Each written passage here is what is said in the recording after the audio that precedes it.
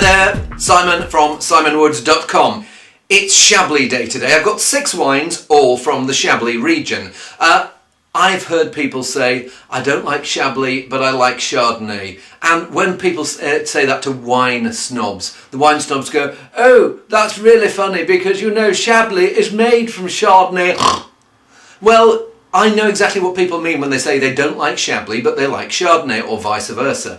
For me, the Chablis style is a very distinctive style. It's a much leaner, crisper, more svelte than a typical big bimbo New World Chardonnay that's packed with Dolly Parton fruit and oak. They do taste different. So all those people who say I don't like Chablis but I like Chardonnay, I'm with you. Forget the wine snobs. Anyway, 6 wines. Starting off with Petit Chablis. We've got 4 grades of wine here, from Petit Chablis up to Grand Cru. What is the difference, seeing that they're all made in the same region and all made from the same grape variety? Well, it's to do with the vineyards. And there's the soil in this part of the world. A lot of it is old sea, bits of sea sludge, like decomposed shells. And if you're on the lower bits, there's quite a lot of, it's a heavier soil. You go up the hillsides and you're getting more of these decomposed seashells, this flinty stuff. In the basement, you've got Portland soil. Up on the hillsides, you've got Kimmeridgian soil. Don't know why they're named after English regions rather than French regions, but Portland, Kimmeridge. The best vineyards have this slope towards I think they slope southwest. Get the best aspect of the sun. Go up too high, probably the slope's just a bit too much. That's where you find a lot of the Petit Chablis. So I'll give this a whirl. It smells like it's got it's ever so slightly flinty edge. The French talk about pierre à fusil. Gunflint type of stoniness. But there's also this fresh, almost creamy citrus edge as well. Yeah, there's a nice bracing, briny feel to that wine. It's young, it's juicy, and because it's the furthest north bit of Burgundy here, it's crisp and it's got this acidity. Now, some people don't like acidity. Pair that up with a plate of oysters. Mwah. All these wines come from one of the most dynamic producers, Jean-Marc Brocard, or various bits of his family. Next one along, Domaine des Manants. So we've gone from Petit Chablis. Must admit, I didn't find anything petty about it. I thought it was rather lovely. Well, I stick my nose in here, and it feels like it's riper, sweeter fruit. There's a bit of that citrus edge that you're getting here. Again, the green apples, but there's almost a more exotic thing that's going on as well, like things like guava, bit of passion fruit. Yes, it's a bigger, fleshier wine, but still, it's got this rapier-like backbone. Makes your mouth pucker just a little bit, but the flavours are absolutely lovely. Again, if you want kiss me quick wine, don't buy Chablis, because that acidity doesn't make it a wine to sit by itself. So yeah, the step up there, you've got more intensity, riper, fleshier fruit. Same vintage, 2008. Now, the next one, this is like an offshoot of the Jean-Marc Brocard, Julien Brocard, and it's his Domaine La Boissonneuse, farmed biodynamically. So it's got pictures of the moon and it's got pictures of ladybirds on the label. La Boissonneuse is a mysterious place where the Toux stream, revered by our forefathers, runs from its source. By following the natural grain cycle and by using no chemical products, we can harness nature's genius in a bottle. Let's see if it's just marketing bullshit or whether it's a nice wine. Yes, quite a different beast from here. It feels like it's going to be, again, weightier, but there's more of a clay-like.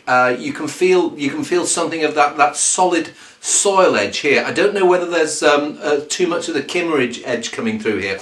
And it smells like it's going to be quite a full-bodied wine. Weight, tang, freshness. Quite powerful stuff, that.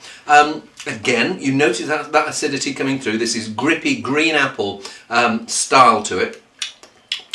But there's, again, these more exotic things, more minerals going on here, more in that bit of pineapple, bit of guava, again that passion fruit edge, which I really haven't, I must be honest, I hadn't picked up in Chablis before, but I get it in a couple of these.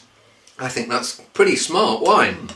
Okay, next one. It is Chablis Premier Cru.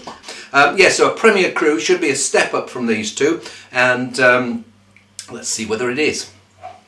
Well, it doesn't smell quite as intense and full-bodied as the Boissonneurs came across. That came across in real power. This one feels a little bit more delicate. Maybe it's going to be a little bit more like dilute. Yes, it feels simpler. There's this like a bit of lemon, again that apple edge, some nuttiness. Yeah, it looks good, but it's slightly put in the shade by this one. It doesn't feel like it's got that depth of flavour that you've got here. It doesn't feel like it's either got... this one is both more subtle and more powerful, if that makes sense. I think that this is one of those that's going to grow on me, but I don't think it's ever going to grow quite as into quite as intense and sexy a wine as the Boissonneurs.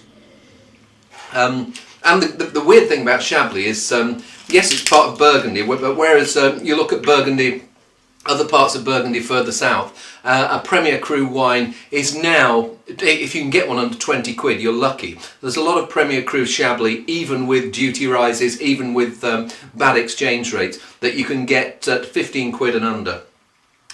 This one here, the Chablis Premier Cru Quintessence de la Rive Gauche du Serein.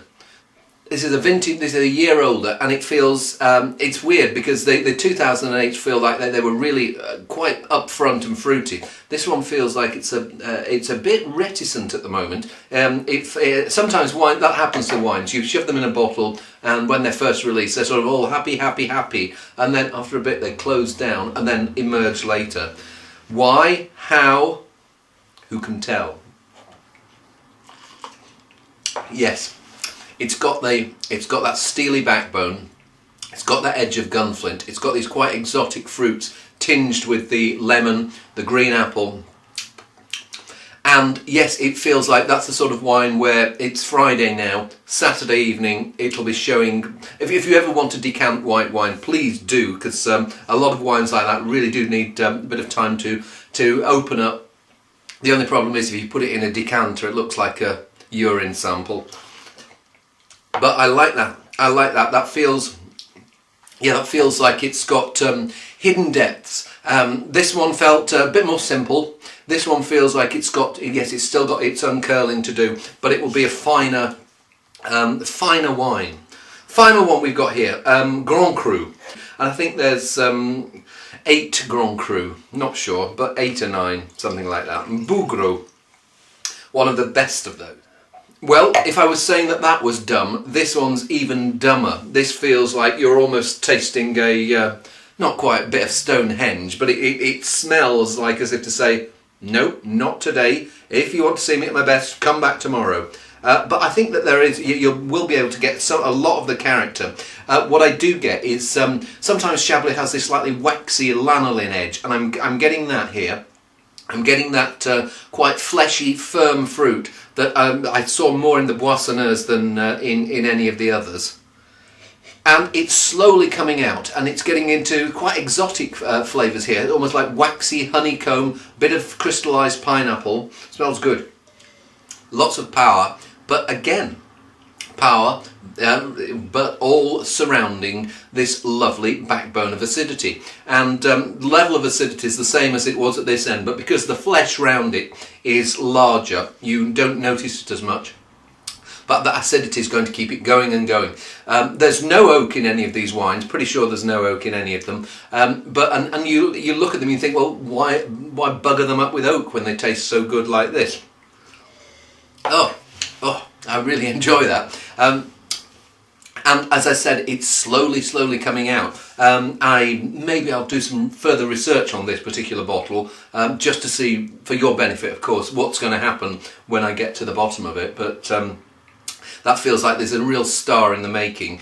Bit too young to drink it now, but I've opened it, so what's a man got to do? Hey, see you soon.